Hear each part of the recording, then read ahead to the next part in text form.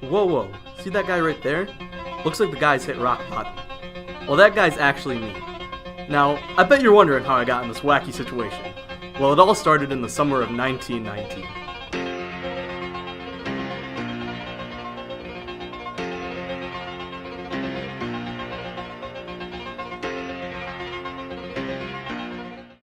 Of course, as the winners of war dictate the terms of surrender, Germany was forced to sign the Treaty of Versailles. Come on now. Sign it.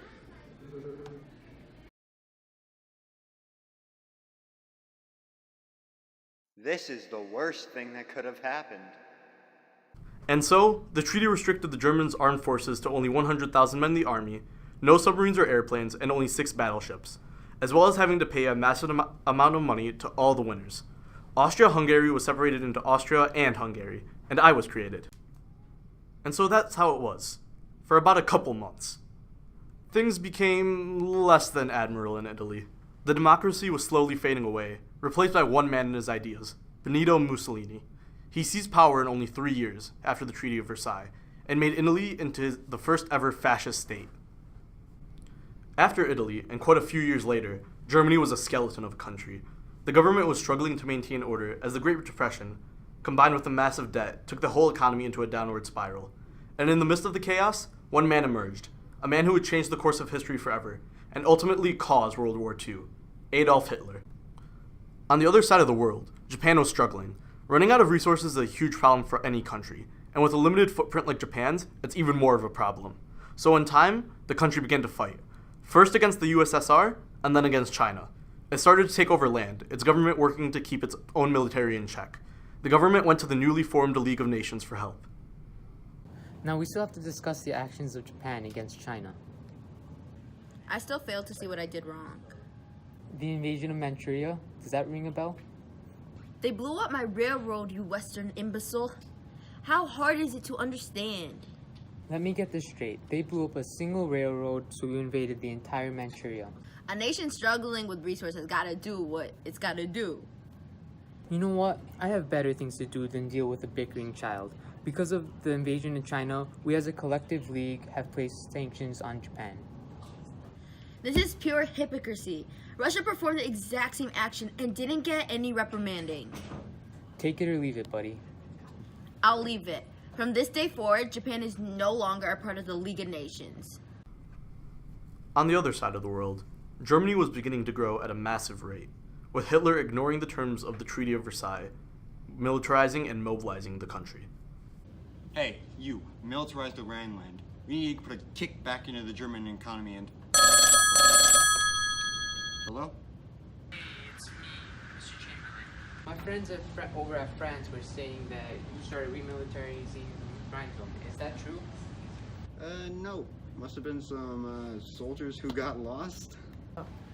With full stockpile caches and ammunition crates? Hey, you can never be too productive, even if you get lost. Sure, just make sure nothing like this happens again, okay? Okay.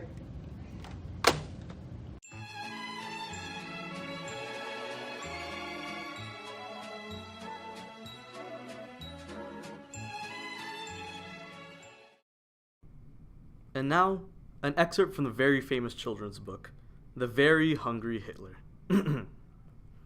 And so, Hitler took Austria, but he was still hungry. So he went out to look for more land. He took a couple slices of Czechoslovakia, which Britain and France had let him eat to keep him full, but he was still hungry. So he went back and ate the rest of Czechoslovakia, but he was still hungry. He looked at Poland, but knew he could not eat it all in one sitting, so he waited. And that ends the excerpt from the children's book, The Very Hungry Hitler.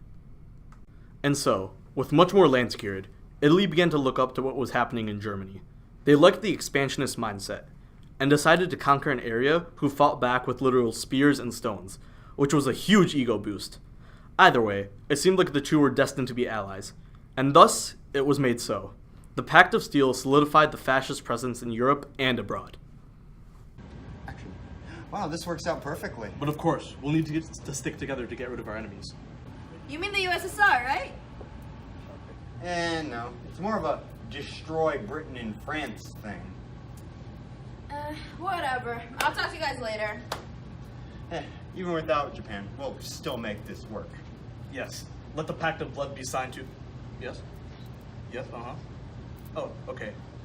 Do you mind changing the name to Pact of Steel? Pact of Blood sounds sort of menacing. Sure. Alright. Is that it? And so, the Pact of Steel was signed. Finally, as Germany realized it could not take any more land to the east by itself, it looked to the most eastern country it could, the USSR. It struck a deal to split the land in between them, but both truly knew that it would be a short-term deal. Glad to see we're finally agreeing on something.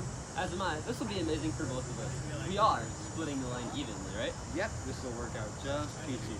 Ha ha ha ha ha ha ha.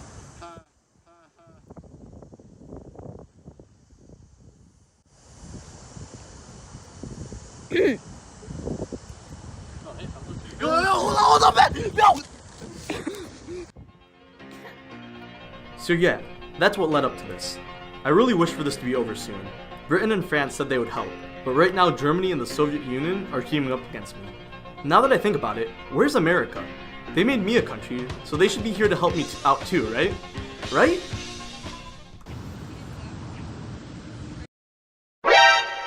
お前はもう死んでいる。何！